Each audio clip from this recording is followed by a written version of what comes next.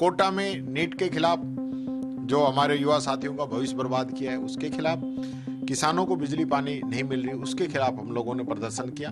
हम लोगों पे मुकदमे दर्ज किए, झूठे मुकदमे दर्ज किए गए। बड़ी बड़ी बातें बीजेपी के नेताओं के द्वारा पिछले चुनाव के अंदर कही गई थी।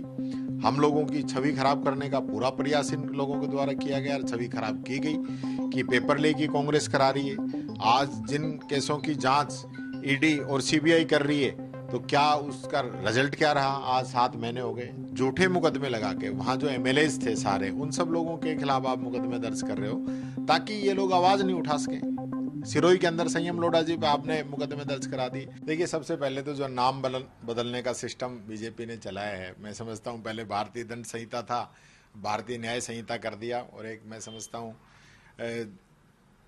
देश के अंदर ये बताने के लिए हम नए कानून लेके आए हैं। और कुछ इसके अंदर जो चेंजेस किए हैं जो जनता के लिए भी नुकसानदायक हैं और विशेष रूप से जो विपक्षी दल हैं, विपक्षी लोग हैं, उनके लिए भी नुकसानदायक हैं।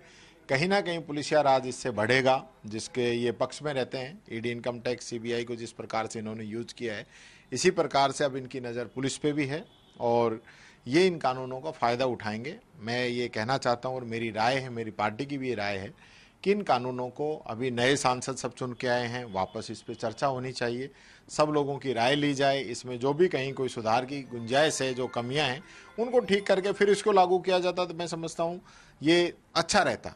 आज आप उदाहरण देख लीजिए, मैं खुद आप लोगों के सामने खड़ा हूँ। कोटा में नीट के खिलाफ जो हमारे युवा साथियों का भविष्य बर्बाद किया है उसके खिलाफ, किसानों को बिजली पानी नहीं मिल रही उसके खिलाफ हम लोगों ने प्रदर्शन किया। हम लोगों पे मुकदमे दर्ज किए, झूठे मुकदमे दर्ज किए गए। अब मेरे हाथ में फ्रैक्चर आप लोगों के सामने, मैं कोई मीडिया को देख के तो बांधा नहीं, पिछले 1 महीने से प्लास्टर है।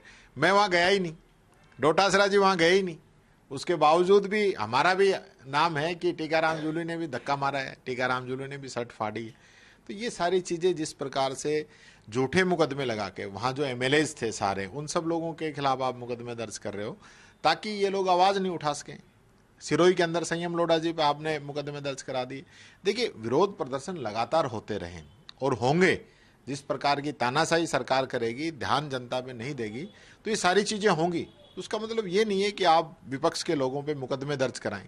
आप लोगों ने, किसानों ने जब आंदोलन किया, कितने किसानों को आपने अरेस्ट किया। आज जो स्थिति है तानाशाही और हिटलरशाही की, इसका सबक जनता ने इनको सिखा दिया है, लेकिन फिर भी इनको समझ में नहीं आ रही। 400 की बात करते थे, 200 से ऊपर आके अटक गए हैं, और यही इनका रवैया रहा तो अगली बार 100 भी नहीं आएंगे। ये बात मैं कहना चाहूँगा।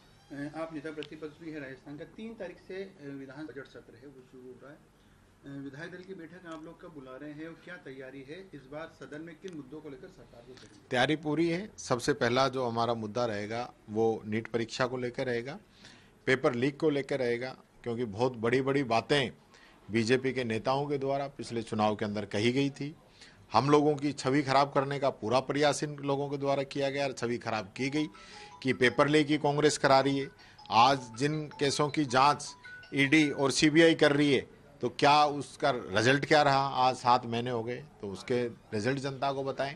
और अब लगातार पेपर लीक जिस प्रकार से हो रहे हैं, बड़ी बड़ी जो देश के संस्थान हैं, चाहे वो मेडिकल के हों, इंजीनियरिंग के हों और हों, दुनिया भर की जो पेपर लीक हो रहे हैं, उनके बारे में सरकार क्या कहती है? डबल इंजन की सरकार है तो अपना विजन जनता के सामने रखे। हम लोगों ने पेपर लीक पे क्या कानून बनाया और ये लोग क्या बना रहे हैं, वो जनता के बीच में रखें, ये इशू रहेगा। इसके अलावा तो जो रूटीन के, विशेष रूप से जो पिछले 7 महीने में जो प्रकरण आए हैं, और सबसे अधिक जो दुख की बात है कि महिला अत्याचार के खिलाफ भी जो राजस्थान को रेपिस्तान बता रहे थे, आज क्या स्थिति चल रही है बच्चियों के साथ, पुलिस के द्वारा भी जो हालात बन रहे हैं, तो वो सारी चीज़ें इस विधानसभा के अंदर हम लेके आएंगे। किसान, दलित, ये हमारा विशेष इस पे फोकस रहेगा। ये मुद्दे हम सत्र के अंदर विधानसभा में उठाएंगे।